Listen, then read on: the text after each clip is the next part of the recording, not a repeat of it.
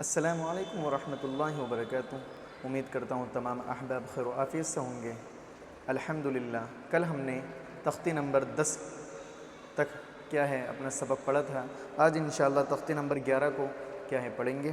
آئیے شروع کرتے ہیں۔ آج جو ہمارا سبق ہے وہ کیا ہے، ساکن اور سکون کا ورڈ ہے۔ اسے ساکن بھی بولتے ہیں، سکون بھی بولتے ہیں اور جزم بھی بولتے ہیں۔ تو آج جو ہے ہم اگر ساکن ورڈ ہو تو اس کو کیسے پڑھا جائے تو وہ انشاءاللہ سیکھیں گے۔ جیسے آپ کے سامنے کیا ہے، حمزہ دکھ رہا ہے، یہ الف پہ زبر ہوتا ہے تو وہ حمزہ بن جاتا ہے۔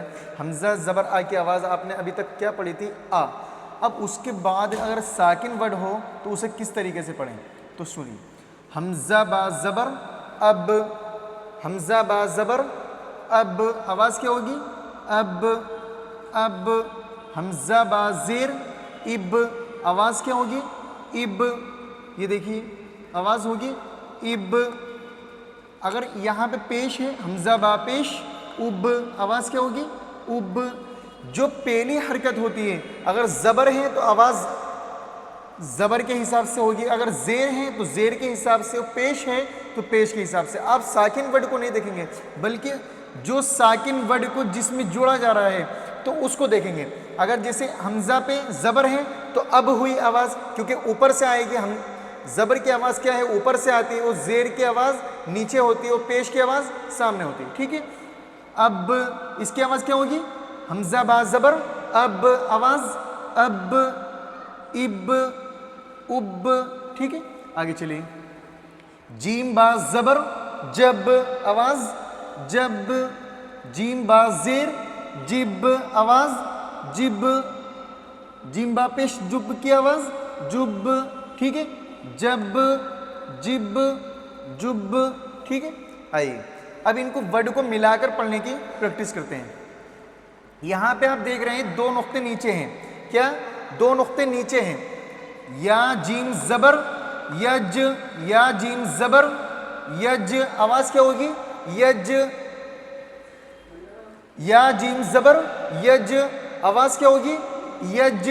عین زبر آ ہے تو اب آخر جو ورڈ ہے وہ لام ہے، تو لام ساکن ہے تو عین کو لام میں ملا دیں گے، یج ال، یج ال، ٹھیک ہے۔ اب یہاں پہ کیا ہے، لام زبر لا، آواز کیا ہوگی، لا لا۔ قاف دال زبر قد، لقد لقد۔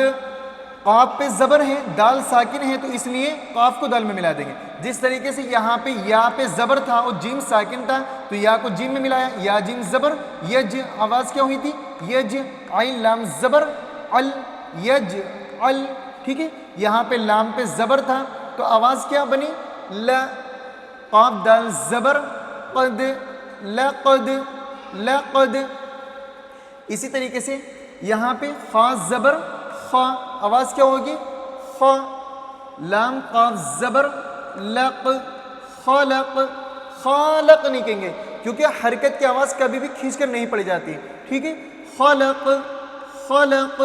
نون الف زبر نا، کیونکہ زبر کے بعد اگر الف آ جائے تو وہ کیا ہے، الف مدہ بن جاتا ہے، اس صورت میں کھینچ کر پڑھیں گے، جیسے خلق نا، خلق نا۔ آئیے اب یہاں پہ آپ نے جیسے حمزہ با زبر اب ہوا تھا تو حمزہ قا زبر اق، آواز کیا ہوگی، اق۔ عین زبر ع، اق ع، اق ع۔ میم زبر ما، آواز کیا ہوگی، ما، اطعم، اطعام کہتے ہیں بہت سارے بچے، اس کو کھینچ کر پڑھتے ہیں، جبکہ جب زبر ہو یا زیر ہو یا پیش ہو تو اس کو حرکت کو بالکل نہیں کھینچتے۔ اطعم اطعم۔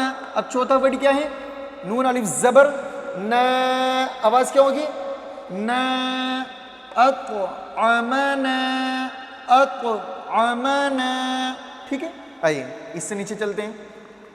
یہاں پہ کیا ہے، نون پہ زبر ہے اور قاف ساکن ہے، کیونکہ دو نقطے اوپر ہوتے ہیں، اگر گول بنا ہوا ہو اور دو نقطے ہوں تو وہ کیا ہوتا ہے، قاف ہوتا ہے، تو نون کو قاف میں ملانا ہے، کیوں، کیونکہ قاف ساکن ہے تو نون کو ملا کر پڑھیں گے۔ نون قاف زبر نق، نون قاف زبر نق، آواز کیا ہوگی، نق۔ عین الف دو زبر عن، آواز کیا ہوگی، عن نق عن نق عن. آئیے با پیش بو, آواز کیا ہوگی؟ بو. را واو پیش رو. اگر کسی بھی پیش کے بعد واو ساکن آ جائے تو وہاں پہ ہم نے آپ کو بتایا تھا واو مدہ بن جاتا ہے. واو مدہ کو ایک الف کے برابر کھینچ کر پڑھیں گے. را واو پیش رو, آواز کیا ہوگی؟ رو. برو برو. جیم ساکن, تو جیم ساکن کی آواز کیا ہوگی؟ بروج بروج. ج ج ج. جا نہیں کریں گے کیونکہ جیم زبر جا ہوتا تو آواز جا ہوتی. ابھی بس خالی آواز اس کی نکالنی, بروج ج ج. ٹھیک ہے.